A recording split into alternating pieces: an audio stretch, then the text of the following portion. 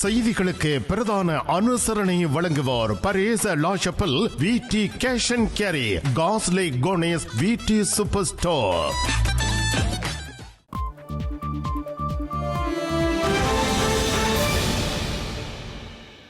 வணக்கம், இது ஐபிசி தமிழின் செய்தி நேரம். முதலில் தலைப்புச் செய்திகள்.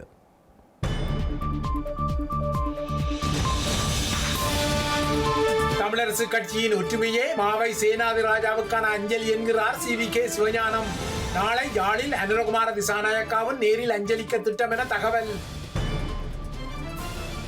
நரித்தனமான சுமந்திரனுக்கு அரச பாதுகாப்பு என அர்ச்சனா குற்றச்சாட்டு. யாழில் நாளைய அனுர எதிர்ப்பு போராட்டத்தை தான் ஒழுங்கு செய்யவில்லை எனவும் கருத்து. இந்தியா விசனப்பட்டாலும் கடல் அத்துமீறலை ஸ்ரீலங்கா கடற்படை தடுக்கும். தமிழக படகுகள் விரட்டப்படும் விடயத்தில் ஸ்ரீலங்கா பாதுகாப்பு செயலாளர் அழுத்தம். தமிழகத்தில் ஈழ ஏதிலிகள் முகாமின் நிலவரம் குறித்து அறிக்கை கோரும் உயர்நீதிமன்றம். ஏதிலிகளுக்கு அடிப்படை வசதிகளை கோரும் மனுவில் நகர்வு. அமெரிக்காவில் இடம்பெற்ற வான்கலங்களின் நேரடி மோதலில் உயிர் தப்பியோர் எவருமில்லை. வாஷிங்டன் ஆற்றுப்பகுதியில் இதுவரை 27 உடலங்கள் மீட்பு. காசாவில் 8 பணைய கைதிகள் ஹமாஸால் இன்று விடுதலை. இஸ்ரேலிய சிறைகளில் இருந்து பதிலுக்கு 110 கைதிகள் விடுதலை என தகவல்.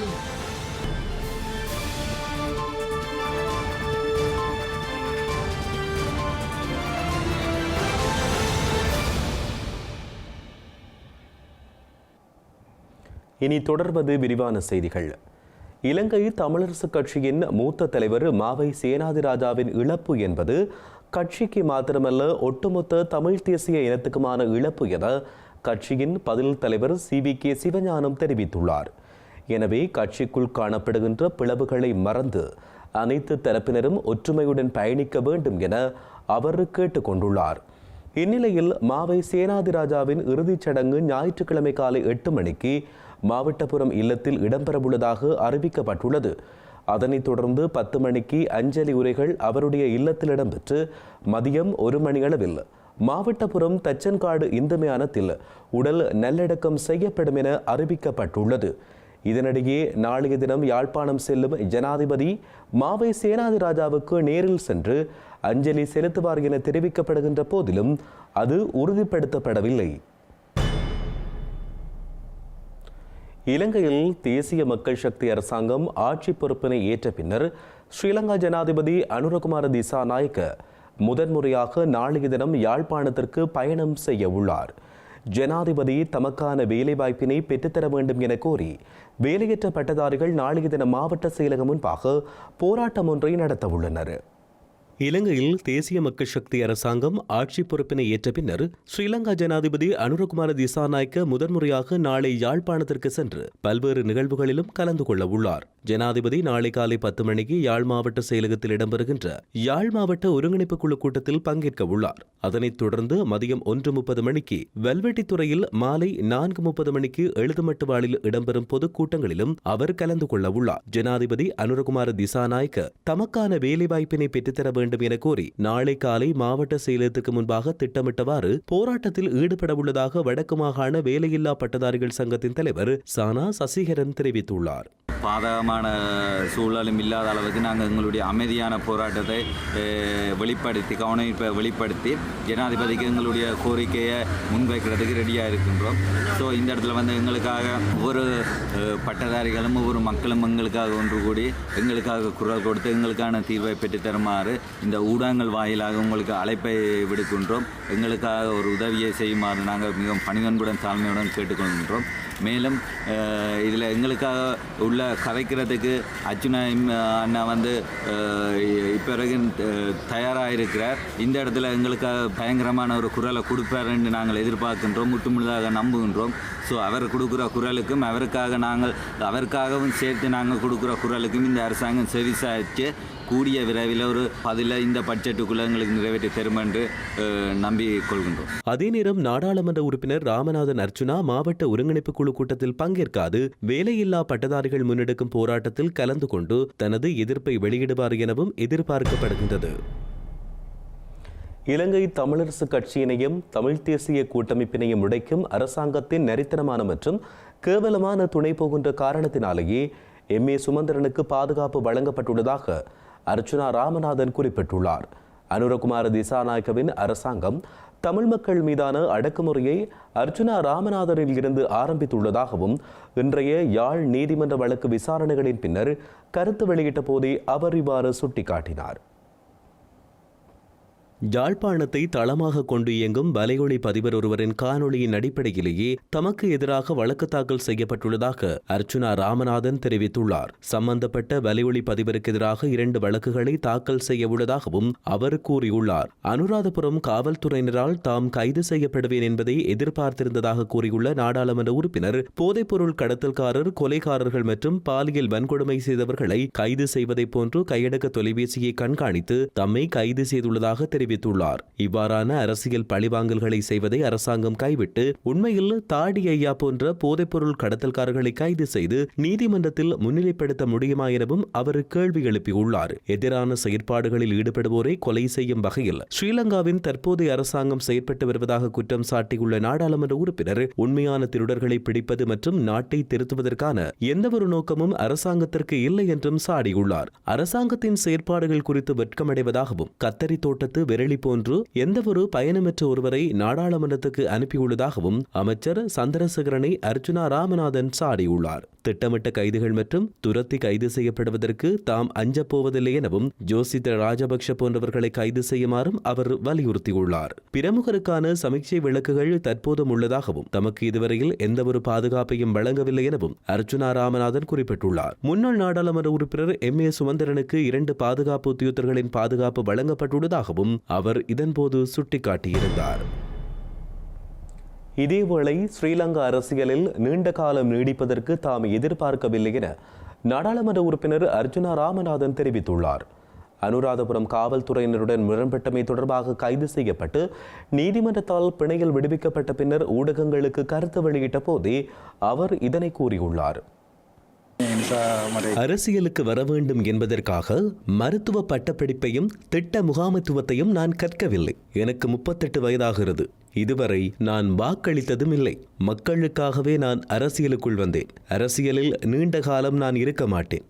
நான் விரும்பப்படாத ஒன்றே அரசியல். எனினும் அரசியலில் இருக்கும் காலத்தில் நேர்மையாக இருக்க விரும்புகிறேன். எனது கருத்துக்கள் இனவாதத்தை தூண்டும் வகையில் இருந்தால் இன்று என்னுடன் இந்த சிங்கள சட்டத்தரணிகள் இருப்பார்களா? அவ்வாறு இருந்தால் எனக்காக இவர்கள் முன்னிலையாகி இருப்பார்களா? இதேவேளை அனுராதபுரம் காவல்துறையினரால் நாடாளுமன்ற உறுப்பினர் கைது செய்யப்பட்டமை தொடர்பாக நீதவானிடம் எடுத்துரைக்கப்பட்டதாக அர்ச்சுனா ராமநாதன் சார்பாக முன்னிலையாடு சட்டத்தரணி தெரிவித்துள்ளார். ஏற்கனவே தாக்கல் செய்யப்பட்ட அறிக்கைக்கு மேலதிகமாக அறிக்கையை தாக்கல் செய்த போதிலும் முன்னர் தெரிவிக்கப்பட்டதை போன்றே சம்பவத்தை காவல்துறையினர் அறிக்கையிட்டதாக அவர் கூறியுள்ளார். அனைத்து விடயங்களையும் ஆராய்ந்த நீதவான் நாடாளுமன்ற உறுப்பினருக்கு பிணை வழங்கியதுடன் இந்த வழக்கை எதிர்வரும் 3ஆம் திகதிக்கு ஒத்திவைத்து உத்தரவிட்டதாக அவர் மேலும் கூறியுள்ளார். சட்ட நெறிமுறைகளுக்கு அமைய இலங்கை கடற்பரப்புக்குள் சட்டவிரோத கடற்றொழில் நடவடிக்கைகளில் ஈடுபடும் படகுகளை சிறைப்பிடிக்கும் நடவடிக்கைகளை தமது கடற்படையினர் எந்தவொரு காரணத்துக்காகவும் இடைநிறுத்த மாட்டார்கள் என ஸ்ரீலங்கா பாதுகாப்பு அமைச்சு தெரிவித்துள்ளது. அத்துமீறி பிரவேசித்த இந்திய கடற்றொழிலாளர்கள் மீது துப்பாக்கிச்சூடு நடத்தப்பட்ட சம்பவம் தொடர்பில் கொழும்பிற்கு டெல்லி கண்டனத்தை தெரிவித்துள்ள பின்னணியில் அத்துமீறுகின்ற எந்தவொரு நாட்டவரும் கைது செய்யப்படுவார்கள் என பாதுகாப்பு அமைச்சின் செயலாளர் ஓய்வு பெற்ற air vice marshal HS Thuyacontha மேலும் தெரிவித்தார். இலங்கையின் வடபகுதியில் உள்ள நெடுந்தீவுக்கு அருகே நேற்று முன்தினம் அதிகாலை அத்துமீறி கடற்றொழிலில் ஈடுபட்டு 13 இந்திய கடற்றொழிலாளர்களை கைது செய்யும் நடவடிக்கையின் போது ஸ்ரீலங்கா கடற்படையின் துப்பாக்கிச் சூட்டில் 2 காயமடைந்திருந்தனர். இந்த துப்பாக்கிச் சூட்டு சம்பவத்திற்கு இந்தியா கடுமையான எதிர்ப்பை தெரிவித்திருந்த நிலையில் ஸ்ரீலங்கா கடற்படையின் நடத்தையின் சட்டபூர்வமான தன்மையை பாதுகாப்பதாக HS துயகொந்த கூறியுள்ளார். ஸ்ரீலங்கா கடற்படை இலங்கை கடல் எல்லைக்குள் சட்டவிரோத கடத்தல், மனித கடத்தல், சட்டவிரோத கடற்றொழில், போதைப்பொருள் கடத்தல் மற்றும் ஆயுத கடத்தலை எதிர்த்து 24 மணி நேரமும் நடவடிக்கைகளை மேற்கொண்டு வருவதாக பாதுகாப்பு செயலாளர் சுட்டிக்காட்டியுள்ளார். இந்த சோதனைகள் சட்டபூர்வமான முறையில் மேற்கொள்ளப்படுவதாகவும் ஸ்ரீலங்கா அதிகாரிகள் தமது கடமைகளை செய்ய இந்திய கடற்றொழிலாளர்கள் அனுமதித்தால் எந்த மோதல்களும் ஏற்பட்டிருக்காது எனவும் அவர் மீண்டும் வலியுறுத்தினார். வலியுறுத்தியுள்ளார். ஸ்ரீலங்கா கடற்படை அண்மை காலமாக மேற்கொண்டு வரும் தொடர்ச்சியான நடவடிக்கையின் போது ஒரு குறிப்பிடத்தக்க போதைப்பொருள் பறிமுதல் செய்ததையும் அவர் சுட்டிக்காட்டியுள்ளார். இலங்கை கடற்பரப்புக்குள் நுழையும் படகுகள் எந்த நாட்டை சேர்ந்தவை என்பதை பொருட்படுத்தாமல் சோதனை செய்ய வேண்டும் என HS துயகொந்த குறிப்பிட்டுள்ளார். மரியாதையான கடற்படையாக இந்த சோதனைகளை தாம் சட்டபூர்வமாக மேற்கொள்வதாக கூறியுள்ள அவர், கடற்றொழிலாளர்கள் மீதான துப்பாக்கிச் சூடு போன்ற சம்பவங்கள் அரிதாகவே இடம்பெறுவதாகவும் தெரிவித்துள்ளார். இதற்கிடையில் இலங்கை கடல் எல்லையின் பாதுகாப்பை நிலைநிறுத்துவதற்காக தொழில் ரீதியாகவும் தற்போதுள்ள விதிமுறைகளின் படியும் செயற்பட்டு வரும் ஸ்ரீலங்கா கடற்படை அதன் வழக்கமான நடவடிக்கைகளை தொடரும் என ஸ்ரீலங்கா கடற்படை தளபதி மீண்டும் தெரிவித்துள்ளார். சட்டவிரோத நடவடிக்கைகளுக்கு இலங்கை கடல் எல்லையை பயன்படுத்துவதை தடுப்பதற்கான முயற்சிகளையும் கடற்படை மேலும் பலப்படுத்தும் எனவும் அவர் மேலும் சுட்டிக்காட்டியுள்ளார். யாழ் பல்கலைக்கழக கலை பீடாதிபதியாக தொடர்ந்து பதவி வகிக்க பேராசிரியர் சி ரகுராம் இணக்கம் தெரிவித்துள்ளார். இதையடுத்து யாழ் பல்கலைக்கழக விரிவுரையாளர்கள் சங்கம் மேற்கொண்ட வேலைநிறுத்த போராட்டம் முடிவுக்கு கொண்டுவரப்பட்டு வழமை போல கற்றல் செயற்பாடுகள் இன்று ஆரம்பிக்கப்பட்டுள்ளன. யாழ் பல்கலைக்கழகத்திற்குள் போதைப்பொருள் பாவனையினை தடுக்க தவறியமை மற்றும் வகுப்பு நீக்கம் செய்யப்பட்ட சில மாணவர்கள் மீதான தடையினை நீக்குவதற்கு யாழ்ப்பாண பல்கலைக்கழக பேரவை கூட்டத்தினால் எடுக்கப்பட்ட தீர்மானத்துக்கு எதிராக பல்கலைக்கழகத்தின் கலை பீடாதிபதி பேராசிரியர் ரகுராம் தனது பதவியிலிருந்து விலகுவதாக அறிவித்திருந்தார். அவருக்கு ஆதரவாக யாழ் பல்கலைக்கழக விரிவுரையாளர்கள் சங்கம் 2 நாட்கள் பணிவிலகல் போராட்டத்தை முன்னெடுத்திருந்தது. இதுகுறித்து கலந்துரையாடும் வகையில் யாழ்ப்பாண பல்கலைக்கழக பேரவையின் விசேட பொதுக்குழு கூட்டம் நேற்று இடம்பெற்றது. இந்த கூட்டத்தின் போது சில முக்கிய தீர்மானங்கள் எட்டப்பட்ட நிலையில் பேராசிரியர் ரகுராம் மீண்டும் பதவி வகிக்க இணக்கம் தெரிவித்துள்ளார். பதவி விலகிய கலைப்பீட பீடாதிபதி பேராசிரியர் S. ரகுராமுக்கு ஆதரவாக யாழ் பல்கலைக்கழக விரிவுரையாளர்கள் சங்கம் மேற்கொண்ட வேலைநிறுத்த போராட்டமும் முடிவுக்கு கொண்டுவரப்பட்டுள்ளது. புலம்பெயர் நாடுகளில் இடம்பெற்று வருகின்ற வீதி விபத்துகளில் ஈழத்தமிழ் பூர்வீகத்தைச் சேர்ந்தவர்கள் பலியாகி வரும் சூழல் தொடர்கின்றது. அந்த வகையில் லண்டன் நோர்த்கோல்ட் பகுதியில் காவல்துறையால் விரட்டப்பட்டவர்களின் வாகனம் ஒன்று எதிர் திசையில் வந்த வாகனத்தில் மோதியதில் 47 வயதுடைய சிவரஞ்சன் சிவகுமாரன் என்கின்ற 2 பிள்ளைகளின் தந்தையொருவர் பலியாகியுள்ளார்.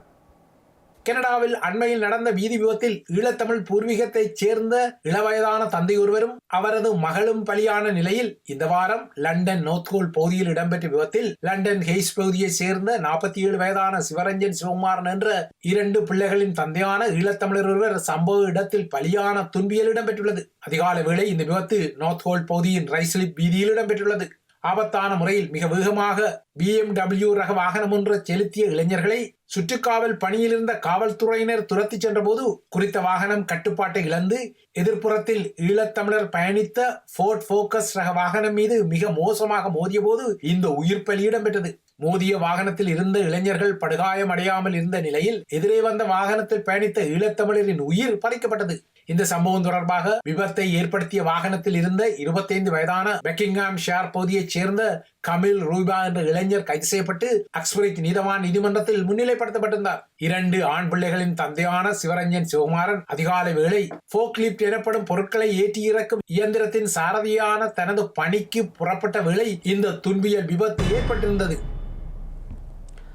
யாழ்ப்பாண பல்கலைக்கழகத்தில் போதைப்பொருள் பாவனையினை மையப்படுத்தி பிரச்சனைகள் தொடர்கின்ற நிலையில் இலங்கையில் மது போதைக்கென நாளொன்றுக்கு 690 மில்லியன் ரூபாய் வரை மக்கள் செலவிடும் அதிர்ச்சி தகவல் ஒன்று வெளியாகியுள்ளது.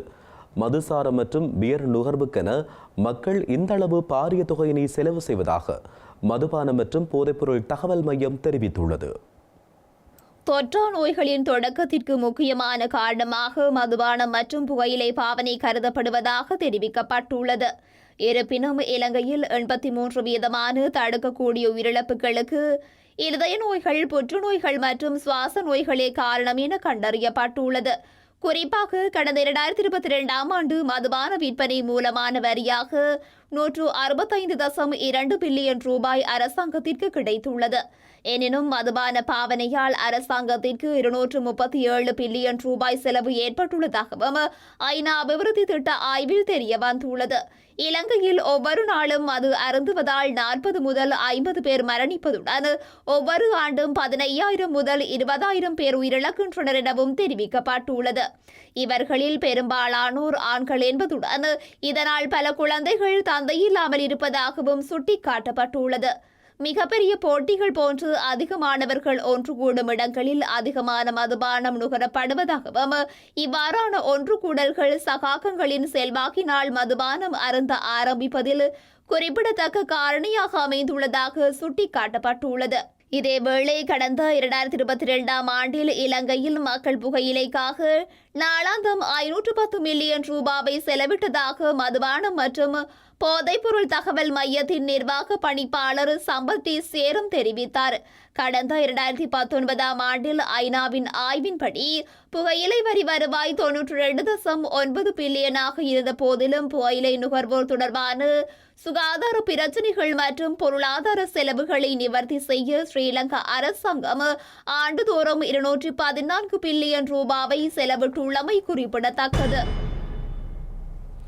இலங்கையில் படுகொலை செய்யப்பட்டு கடத்தப்பட்டு காணாமல் ஆக்கப்பட்ட ஊடகவியலாளர்களை நினைவு கூறுகின்ற கருப்பு ஜனவரியை முன்னிட்டு இன்று வியாழக்கிழமை காந்தி பூங்காவில் ஊடகவியலாளர்கள் தீப்பந்தம் ஏந்தி போராட்டம் ஒன்றில் ஈடுபட்டிருந்தனர். மட்டு ஊடக அமையம் மற்றும் மட்டக்களப்பு மாவட்ட தமிழ் ஊடகவியலாளர் ஒன்றியம் கிழக்கிழங்கை செய்தியாளர் சங்கம் இணைந்து ஏற்பாட்டை தொடர்ந்து அங்கு மாலை 5 மணிக்கு ஊடகவியலாளர்கள், அரசியல்வாதிகள், குடிசார் சமூக செயற்பாட்டாளர்கள் படுகொலை செய்யப்பட்ட ஊடகவியலாளர்களை நினைவு கூர்ந்து சுடரேற்றி 2 நிமிட மௌன அஞ்சலி செலுத்தியிருந்தனர். இதனைத் தொடர்ந்து படுகொலை செய்யப்பட்டு கடத்தப்பட்டு காணாமலாக்கப்பட்ட ஊடகவியலாளர்களுக்கு நீதி கோரி தீப்பந்தம் ஏற்றி 1 மணி நேர போராட்டத்திலும் ஈடுபட்டனர்.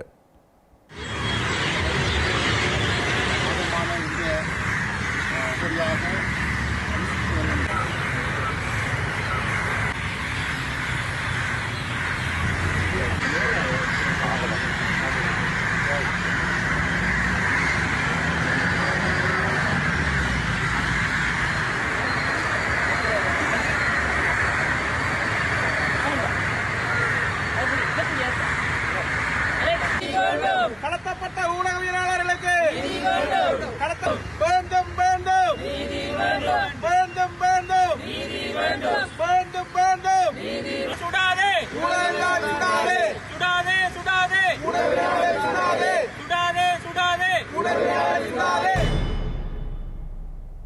கொழும்பு துறைமுகத்தில் இருந்து சோதனைகளின்றி விடுவிக்கப்பட்ட கொள்கலன்கள் தொடர்பில் தமக்கு எதிராக சுமத்தப்பட்ட குற்றச்சாட்டுகளுக்கு எதிராக மேல் மாகாண ஆளுநர் ஹனீப் யூசுப் குற்றப்புலனாய்வு திணைக்களத்தில் முறைப்பாடு பதிவு செய்துள்ளார். மேற்கு மாகாண ஆளுநர் என்கின்ற முறையில் தமது நற்பெயருக்கு களங்கம் ஏற்படுத்தப்படுவதை இனியும் அனுமதிக்க முடியாது என ஹனீப் யூசுப் தெரிவித்துள்ளார். கடந்த சில நாட்களாக ஆதாரமற்ற மற்றும் பொய்யான குற்றச்சாட்டுகள் தம்மீது தொடர்ந்து முன்வைக்கப்பட்டு வருவதாக இன்று வெளியிட்ட விசேட அறிக்கையொன்றில் மேல் மாகாண ஆளுநர் சுட்டிக்காட்டியுள்ளார். இது தொடர்ந்து இடம்பெற்று வரும் நிலையில் அதற்கு எதிராக இன்று குற்றப்புலனாய்வு திணைக்களத்தில் முறைப்பாடு செய்துள்ளதாகவும் ஹனீப் யூசுப் குறிப்பிட்டுள்ளார். தோல்வியடைந்த குழுக்கள் தொடர்ந்து முன்வைக்கும் இந்த குற்றச்சாட்டுகள் தொடர்பாக இனியும் அமைதி காக்க முடியாது எனவும் அவர் கூறியுள்ளார். வவுனியா மாவட்டத்தில் வெள்ளத்தினால் பாதிக்கப்பட்ட விவசாயிகளுக்கு நஷ்ட ஈடு வழங்கப்படும் என கமநல அபிவிருத்தி உதவி ஆணையாளர் தெரிவித்துள்ளார். குறித்த நஷ்ட ஈடானது பாதிக்கப்பட்ட விவசாயிகளின் வங்கிக் கணக்கில் அடுத்த மாதம் வைப்பிலிடப்படும் எனவும் அவர் கூறியுள்ளார். வவுனியா மாவட்டத்தில் கடந்த வருடம் நவம்பர் மாதம் பெய்த கடும் மழை காரணமாக ஏற்பட்ட வெள்ளம் காரணமாக நெற்பயிர்கள் பாதிப்புக்குள்ளான விவசாயிகளுக்கான நஷ்ட ஈடு கமநல காப்புறுதி சபையினூடாக வழங்கப்பட உள்ளது. வவுனியாவில் குறித்த வெள்ளத்தினால் 1397.2 ஏக்கர் நெற்பயிர்கள் அழிவடைந்துள்ள நிலையில் பாதிப்படைந்த 1160 விவசாயிகளுக்கு 16,817 மில்லியன் ரூபாய் நஷ்ட ஈடு வழங்கப்பட உள்ளதாக தெரிவிக்கப்படுகிறது. குறித்த நஷ்ட ஈடானது அடுத்த மாதம் 1ஆம் வாரத்தில் பாதிக்கப்பட்ட விவசாயிகளின் வங்கிக் கணக்கில் வரவு வைக்கப்பட உள்ளதாக தெரிவிக்கப்படுகின்றது. இதேவேளை மட்டக்களப்பு மாவட்டத்தில் அண்மையில் ஏற்பட்ட பெரும் வெள்ளத்தினால் வேளாண்மை செய்கை பாதிக்கப்பட்டுள்ள நிலையில் அதற்கு நஷ்டஈடு வழங்குமாறும் மட்டக்களப்பு வெல்லாவளி கமநல கேந்திர நிலையத்துக்குட்பட்ட 1569 விவசாயிகள் விண்ணப்பித்துள்ளனர். மட்டக்களப்பு மாவட்டத்தின் படுவாங்கரை பெருநிலப்பரப்பின் வெல்லாவளி கமநல கேந்திர நிலையத்துக்குட்பட்ட விவசாயிகள் அண்மையில் ஏற்பட்ட பெரு வெள்ளப்பெருக்கினால் பெரிதும் பாதிக்கப்பட்டுள்ளனர். குறிப்பாக வெல்லாவளி, நாவிதன்வெளி, வேத்திச்சேனை, காக்காச்சிவட்டி, பாலியடிவட்டை, பலாச்சோலை, நவகிரி நகர் போன்ற பல்வேறு பகுதிகள் அண்மையில் ஏற்பட்ட வெள்ளப்பெருக்கினால் கடுமையாக பாதிக்கப்பட்டுள்ள நிலையில் விவசாயிகள் இந்த கோரிக்கையினை முன்வைத்துள்ளனர். முதலாவது வெள்ளம் நவகிரி திறந்து பெருக்கெடுத்தது 11ஆம் மாதம் 27, 26ஆம் தேதி பெருக்கெடுத்ததில் அநேகமான விவசாயிகள் பாதிக்கப்பட்டன. விவசாய நிலங்கள் முற்றும் முழுதாக சிறு பயிரிலே அழிவடைந்து அதே நேரம் காமநல சேவை ஊடாக தொடர்பு கொண்டு நஷ்டத்துக்கு விண்ணப்பித்த போது அதே டைமில் அந்த கள விஷயம் அவங்கள் விவசாய பகுதியினர் ஈடுபட்ட போது அந்த வேளாண்மை அழிந்ததுக்கு சில விவசாயிகளுக்கு 1 ஏக்கர் 2 ஏக்கர் 3 ஏக்கர் என்று போட்டு போகிறவங்க வெள்ளாமை சின்ன பயிரிலிருந்து அவங்க விண்ணப்பித்ததுக்கு பிற்பாடு 1 மாதத்துக்கு பிறகுதான் பார்வையிட வந்தபோது அந்த வெள்ளாமை சில இடத்துல பயலை போட்டு அப்படி எழும்பி இருந்த பார்வையிடுற போது அவங்க அந்த விவசாயிகளுக்கு 1/2 ஏக்கர் 1 ஏக்கர் 3 ஏக்கருக்கு போட்டுட்டு போயிருக்காங்க. பிற்பாடு அதில் தொடர்ந்து வந்த பெருவெள்ளங்களினாலே அந்த விவசாயங்கள் முற்றாக பாதிக்கப்படுகிறது. ஸ்ரீலங்கா ஜனாதிபதி மாற்றத்தை ஏற்படுத்தி வெற்றி பெற்றதைப் போன்று இந்த நாட்டை வெற்றி கொள்ள இணைந்து பயணிப்பதாக தொழில் முயற்சிமாண்மை அபிவிருத்தி அமைச்சர் சுனில் கெந்துனத்தி தெரிவித்துள்ளார். கிழக்கு மாகாணத்தில் தொழில் முயலுநர்களை தேசிய பொருளாதாரத்துக்கு வழங்கும் நிகழ்ச்சி திட்டத்தின் கிழக்கு மாகாணத்துக்கான ஆரம்ப நிகழ்வு மட்டக்களப்பில் இடம்பெற்ற போதே அவர் இவ்வாறு தெரிவித்தார். பிரதேச அபிவிருத்தி வங்கியால் செயற்படுத்தப்படும் இந்த நிகழ்ச்சி திட்டத்தின் கீழ் 1500 பேர் இந்த திட்டத்தில் உள்வாங்கப்பட்டிருக்கிறார்கள். புதிய அரசாங்கத்திற்கும் ஜனாதிபதிக்கும் மக்கள் 3/2 ஆணை வழங்கியது இந்த நாட்டில் மாற்றத்தை கொண்டு வருவதற்காகவே. நாட்டில் உள்ள மக்களின் எதிர்பார்ப்புக்கு ஏற்ப இந்த நாட்டை இனமத மொழி பேதமின்றி கட்டியெழுப்புவதே எமது நோக்கம். எமது அமைச்சினூடாக அனைத்து ஏற்பாடுகளையும் ஒன்றிணைத்து விவசாயிகளுக்கும் வியாபாரிகளுக்கும் வேண்டிய முதலீட்டு உதவிகளை வழங்கி அவர்களை வலுப்படுத்துவது அரச ஊழியர்களும் தற்போது கடனில் தான் இருக்கிறார்கள். அவர்களையும் நாம் மீட்க வேண்டியுள்ளது. நீங்கள் எதிர்நோக்கும் அனைத்து பிரச்சனைகளுக்கும் தீர்வு காண்பதே எமது அரசாங்கத்தின் நோக்கமாகும். விவசாயிகளுக்கு அதிக அளவு பிரச்சனைகள் இருக்கிறது. கஷ்டப்பட்டு விவசாயத்தில் ஈடுபடுகின்ற விவசாயிகளுக்கு நிரந்தர நெல் நிர்ணய விலை இல்லை. அவர்களுக்கு ஏற்றுமதியில் பிரச்சனை உள்ளது. அதனால் அவர்களது சொந்த இடத்திலேயே நாம் வர்த்தக கிராமங்களை உருவாக்க உள்ளோம். ஜனாதிபதி மாற்றத்தை ஏற்படுத்திய விதத்தை போன்று வெற்றி பெற்றதை போன்று வியாபாரத்தையும் பெற்றுக்கொள்ள முடியும். இந்த நாட்டை வெற்றி கொள்ள நாங்கள் இன்றும் உங்களோடு இருக்கிறோம். ஸ்ரீலங்கா பொது நிர்வாக அமைச்சின் முன்னாள் செயலாளர் பிரியந்த மாயாதுன்னே இன்றைய தினம் குற்றப்புலனாய்வு துறையினரால் கைது செய்யப்பட்டுள்ளார். கூட்டுறவு நிதியினை முறைகேடாக பயன்படுத்திய குற்றச்சாட்டில் அவர் இவ்வாறு கைது செய்யப்பட்டுள்ளதாக ஸ்ரீலங்கா காவல்துறை தெரிவித்துள்ளது. குருநாகலில் 2011ஆம் ஆண்டு நடைபெற்ற சர்வதேச கூட்டுறவு தினத்தை கொண்டாடும் வகையில் நடைபெற்ற இசுரு சவிய நிகழ்வுக்கென கூட்டுறவு நிதியில் இருந்து பெறப்பட்ட 183 மில்லியன் ரூபாவை தவறாக பயன்படுத்தியதாக பிரியந்த மாயாதுன்ன மீது குற்றம் சாட்டப்பட்டது. இந்த குற்றச்சாட்டுகள் தொடர்பில் பொது நிர்வாக அமைச்சின் முன்னாள் செயலாளரை விசாரணைக்குட்படுத்தி வந்த குற்றப்புலனாய்வு திணைக்களத்தினர் இன்று அவரை கைது செய்துள்ளனர். குற்றப்புலனாய்வு திணைக்களத்தினரின் விசாரணைகளின் விடயங்களை சட்டமா அதிபரிடம் சமர்ப்பித்துள்ளதாக ஸ்ரீலங்கா காவல்துறையின் ஊடக பேச்சாளர் மூத்த காவல்துறை அத்தியட்சகர் புத்திக மனதுங்க குறிப்பிட்டுள்ளார். இதையடுத்து சந்தேக நபருக்கு எதிராக குற்றச்சாட்டுகளை பதிவு செய்ய போதுமான ஆதாரங்கள் இருப்பதாக சட்டமா அதிபர் தீர்மானித்துள்ளதாகவும் அவர் குறிப்பிட்டுள்ளார். இதன் பிரகாரம் கூட்டுறவு மற்றும் உள்நாட்டு வர்த்தக அமைச்சின் மேலதிக செயலாளராக அப்போது பணியாற்றி வந்த பிரியந்த மாயாதுன்னே இன்று குற்றப்புலனாய்வு பிரிவு அதிகாரிகளால் கைது செய்யப்பட்டுள்ளதாக காவல்துறையின் ஊடக பேச்சாளர் தெரிவித்துள்ளார். இந்த நிலையில் பிரியந்த மாயாதுன்னையை இன்று கோட்டை நீதவான் நீதிமன்றத்தில் முன்னிலைப்படுத்த குற்றப்புலனாய்வு பிரிவினர் நடவடிக்கை எடுத்துள்ளனர். இதேவேளை கூட்டுறவு மற்றும் உள்நாட்டு வர்த்தக அமைச்சின் மேலதிக செயலாளர் தொடர்பு பட்டதாக கூறப்படும் நிதி முறைகேடுகள் குறித்து குற்றப்புலனாய்வு திணைக்களத்தினர் மேலும் விசாரணைகளை முன்னெடுத்துள்ளனர். மட்டக்களப்பு குருக்கள் மடம் ஏத்தாலை குளத்தில் இயற்கையாகவே அமைந்துள்ள பறவைகள் சரணாலயத்திற்கு வெளிநாட்டு பறவை இனங்கள் மீண்டும் வருகை தர ஆரம்பித்துள்ளன. இதனால் ஏத்தாலைக்குளம் பறவைகள் சரணாலயத்தை பாதுகாப்பாக பேணுவதற்கு சம்பந்தப்பட்டவர்கள் முன்வர வேண்டும் என அந்த பகுதி மக்கள் கோரிக்கை விடுத்துள்ளனர்.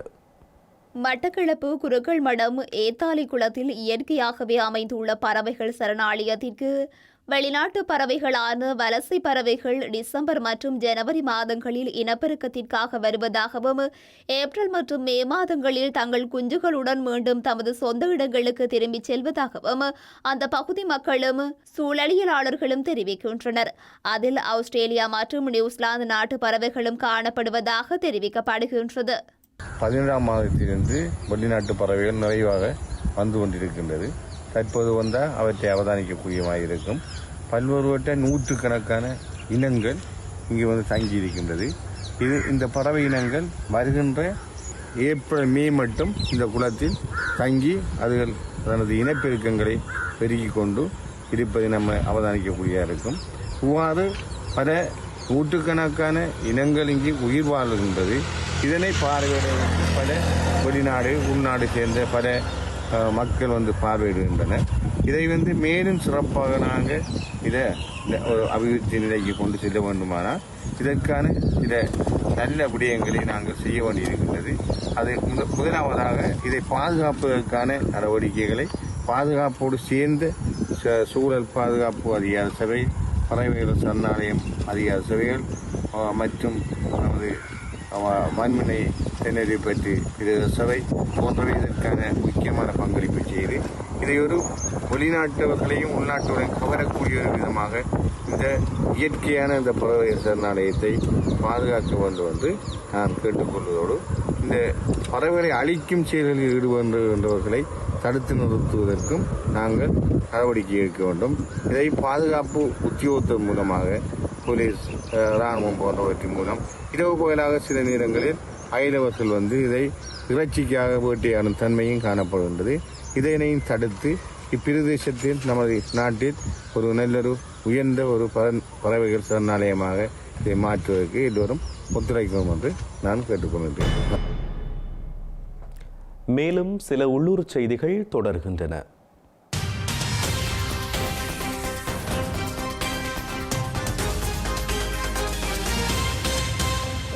வவுனியா சமுதாய காவல் குழுவின் ஏற்பாட்டில் வவுனியா வைத்தியசாலையில் ஏற்பட்டுள்ள குருதி தேவையை முன்னிட்டு குறித்த இரத்த தான முகாம் ஒன்று ஒழுங்கு செய்யப்பட்டுள்ளது.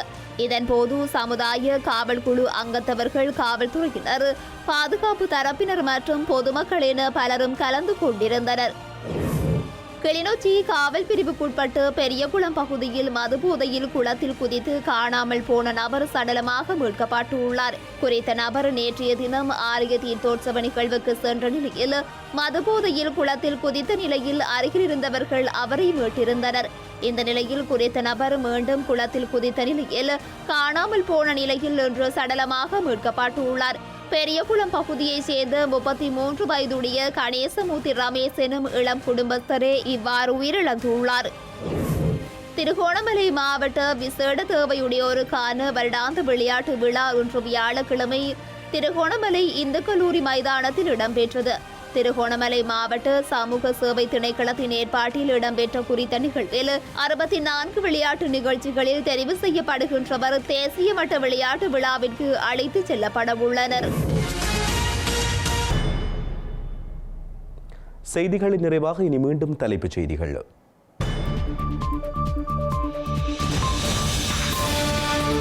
தமிழரசு கட்சியின் ஒற்றுமையே மாவை சேனாதிராஜாவுக்கான அஞ்சலி என்கிறார் CVK சிவஞானம். நாளை யாழில் அனுரகுமார திசாநாயக்காவும் நேரில் அஞ்சலிக்க திட்டம் என தகவல். நரித்தனமான சுமந்திரனுக்கு அரச பாதுகாப்பு என அர்ச்சனா குற்றச்சாட்டு. யாழில் நாளைய அனுர எதிர்ப்பு போராட்டத்தை தான் ஒழுங்கு செய்யவில்லை எனவும் கருத்து. இந்தியா விசனப்பட்டாலும் கடல் அத்துமீறலை ஸ்ரீலங்கா கடற்படை தடுக்கும். தமிழக படகுகள் விரட்டப்படும் விடயத்தில் ஸ்ரீலங்கா பாதுகாப்பு செயலாளர் அழுத்தம். தமிழகத்தில் ஈழ ஏதிலிகள் முகாமின் நிலவரம் குறித்து அறிக்கை கோரும் உயர்நீதிமன்றம். ஏதிலிகளுக்கு அடிப்படை வசதிகளை கோரும் மனுவில் நகர்வு. அமெரிக்காவில் இடம்பெற்ற வான்கலங்களின் நேரடி மோதலில் உயிர் தப்பியோர் எவருமில்லை. வாஷிங்டன் ஆற்றுப்பகுதியில் இதுவரை 27 உடலங்கள் மீட்பு. காசாவில் 8 பணைய கைதிகள் ஹமாஸால் இன்று விடுதலை. இஸ்ரேலிய சிறைகளில் இருந்து பதிலுக்கு 110 கைதிகள் விடுதலை என தகவல்.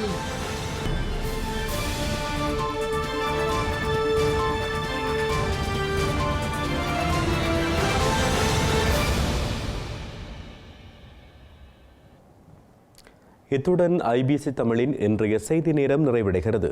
உடனுக்குடன் நீங்கள் செய்திகளை அறிந்து கொள்ள ibctamil.com என்கின்ற நமது இணையதளத்தை பார்வையிடுங்கள். வணக்கம்.